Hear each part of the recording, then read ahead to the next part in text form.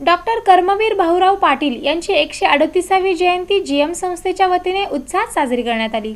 रयत शिक्षण संस्थेचे संस्थापक डॉक्टर कर्मवीर भाऊराव पाटील यांची 138वी जयंती सालाबादप्रमाणे जीएम मागासवर्गीय बहुउद्देशीय संस्थेच्या वतीने मोठ्या उत्साहात साजरी करण्यात आली। बुधवार पेठ सम्राट चौक येथील डॉक्टर कर्मवीर भाऊराव पाटील यांच्या अर्धाकृती पुतळ्यास जीएम संस्थेचे उत्सव अध्यक्ष अजहर शेख यांच्या हस्ते पुष्पहार अर्पण करून दीप प्रज्वलित करत सामुदायिक बुद्धवंदना घेऊन अभिवादन करून करण्यात आली। यावेळी बोलताना जीएम संस्थेचे विश्वस्त शशिकांत उर्फ पप्पू गायकवाड म्हणाले, कर्मवीर भाऊराव पाटील हे एक प्रेरणादायी शिक्षण यात्री होते, ज्यांनी रयत शिक्षण संस्थेची स्थापना केली आणि समाजातील दुर्बल व गरजू विद्यार्थ्यांसाठी कमवा व शिका ही योजना सुरू केली। त्यांनी समाजातील अंधश्रद्धा व सामाजिक विषमतेवर प्रहार करत सर्वसामान्यांसाठी शिक्षणाची कवाडे उघडी केली। भारत सरकारने त्यांना 1959 मध्ये पद्मभूषण हा किताब देऊन आणि 1988 मध्ये टपाल तिकीट प्रकाशित करून त्यांचा गौरव केला।